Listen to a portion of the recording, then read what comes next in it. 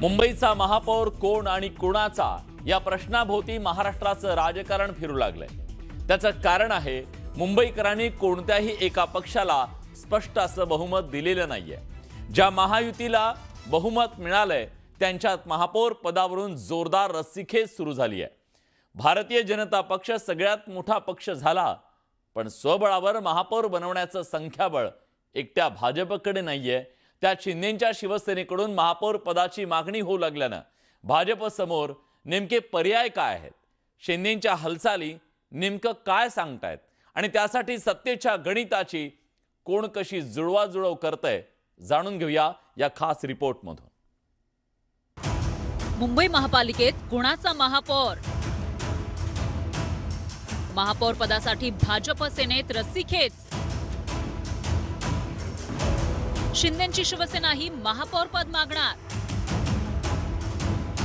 भाजप सत्तेसाठी वेगळा पर्याय शोधणार। मुंबई महापालिकेचा निकाल जाहीर होऊन 3 दिवस उलटले, पण अजूनही मुंबई महापालिकेच्या महापौर पदाचा सस्पेन्स काही संपत नाहीये। त्यातच निकाल लागल्यापासून शिंदेंच्या शिवसेनेनं सर्वच्या सर्व 29 नगरसेवकांना ताज हॉटेलमध्ये मुक्कामी बोलावून घेतलंय। यामागे शिंदेंची रणनीती आहे की भीती हे अजून काही स्पष्ट होऊ शकलेलं नाही, पण शिवसेनेचे अनेक नेते अप्रत्यक्षपणे सेनेच्या महापौर पदाची रणनीती आखताना दिसतायत। ज्यावेळी आपण सत्तेमध्ये येतो त्यावेळी प्रत्येक पक्षाला असं वाटत असतं की स्वतःचा महापौर झाला पाहिजे, आणि या महापौर पदाच्या वेळी तर एक वेगळी झालर मुंबईच्या संपूर्ण राजकारणाला आणि समाजकारणाला आहे। 23 तारखेपासून हिंदू हृदय सम्राट वंदनीय बाळासाहेबांची जन्मशताब्दी सुरू होते। दुसरीकडे सर्व नगरसेवकांना एकत्र ठेवण्यामागे फुटीचा धोका टाळण्याची खेळी असल्याचं बोललं जातंय। त्यामुळे आता या सर्व शक्यतांना ब्रेक लावण्यासाठी एकनाथ शिंदेंनी गट नोंदणीच्या हालचाली सुरू केल्यात। अरे शिवसेना घाबरणारी पार्टी आहे का? शिवसेनेला लोक घाबरतात। आणि तुम्हाला सांगतो, आम्ही नवीन निवडून आलेत नगरसेवक, नवीन एकत्र बाबा चला ओळखी पाळखी बोलणं चालणं, एक दुसऱ्याचं विचाराचं देवाणघेवाण, बाबा काम कसं करायचं त्या बाबतीमध्ये मार्गदर्शन होतं आहे। बाबा कसे प्रस्ताव बनवणे, कसं आपलं निधीचं प्रोव्हिजन करणे, या सगळ्या गोष्टी आहेत। आणि एकत्र सगळ्या ठेवल्याने काय त्याच्यामध्ये असं काही नाही। मला यांना भेटायचं होतं येऊन। शिंदेंच्या सेनेकडून हॉटेल पॉलिटिक्सद्वारे थेटपणे भाजपवर दबाव वाढवला जात असतानाच उद्धव ठाकरे आणि मुख्यमंत्री फडणवीस यांच्यामध्ये चर्चा झाल्याची माहिती वरिष्ठ सूत्रांनी दिली।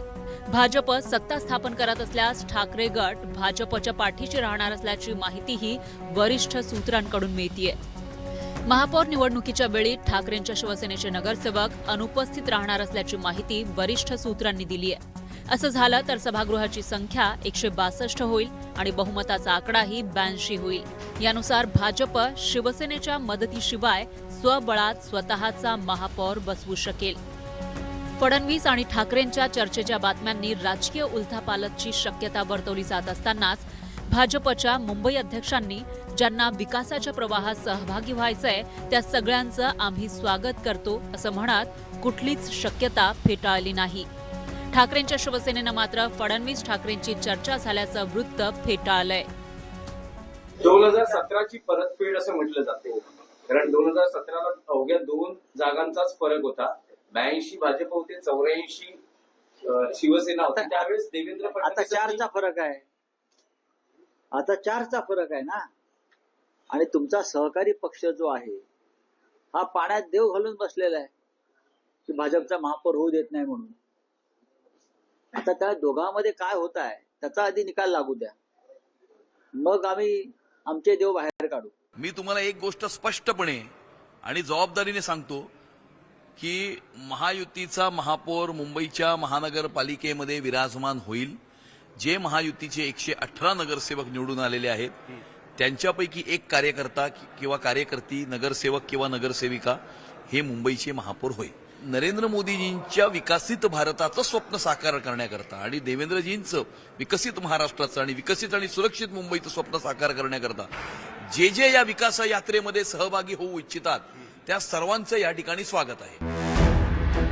शिंदेंकडून दबावाची खेळी खेळली जात असतानाच भाजप मुंबईमध्ये अंबरनाथ आणि अकोटप्रमाणे नवीन राजकीय प्रयोग करणार का अशी चर्चा सुरू झाली आहे. अंबरनाथ महापालिकेत सत्तेसाठी काँग्रेसची आघाडी करणाऱ्या भाजपनं अकोटमध्ये सत्तेसाठी चक्क MIM सोबत आघाडी केली होती. तसाच प्रयोग मुंबईत झाल्यास दोन्ही शिवसेनेची कोंडी होऊ शकते.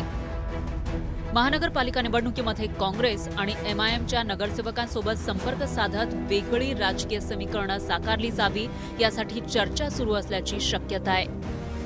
निवडून आलेला संपूर्ण गट संपर्कात असल्यास सत्तेत सहभागी झाल्यास मूळ पक्षाला निलंबनाशिवाय दुसरी कोणतीही कारवाई करता येत नाही.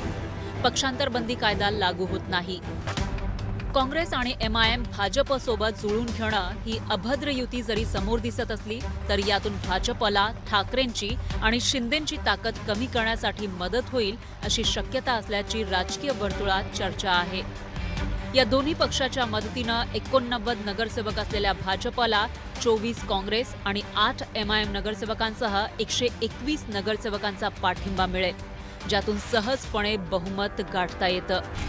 यातील दुसरी शक्यता ही MIM ऐवजी शरद पवारांच्या राष्ट्रवादी काँग्रेसला सोबत घेण्याची आहे.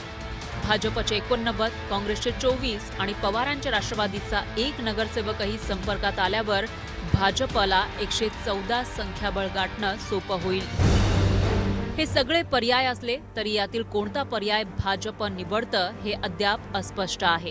पण असं असलं तरी भाजपचे नेते सध्या तरी कुठलीच शक्यता नाकारताना दिसत नाहीत. प्रवीण दरेकर यांनी मुंबईच्या विकासासाठी आम्ही सर्वांचा पाठिंबा घेण्यासाठी तयार असल्याचं म्हणत सगळेच दरवाजे खुले ठेवले. मुंबईच्या विकासासाठी जे जे समर्थन देतील, कारण शेवटी मुंबई विकसित झाली पाहिजे हा माननीय देवाभाऊंचा ध्यास आहे. भारतीय जनता पार्टीने महायुतीचं स्वप्न आहे आणि त्या विकास यात्रेत येथील त्यांना नाकारायचं कारण नाही. काय खानदानी दुश्मनी कोणाची थोडी आहे. राजकारण हा अनिश्चिततेचा खेळ बनलाय. मागील 6 वर्षात महाराष्ट्राच्या राजकारणात जे जे घडलंय त्यावरून कोण कुणासोबत जाईल याचा अंदाज लावताच येऊ शकत नाही. त्यामुळं आता मुंबईच्या महापौर पदासाठी भाजप शिवसेना एकत्र येतात की स्वतःचा महापौर बनवण्यासाठी वेगवेगळे पर्याय शोधतात हे पाहणं महत्त्वाचं ठरणार आहे. शरद जाधव, न्यूज 18 मराठी, मुंबई.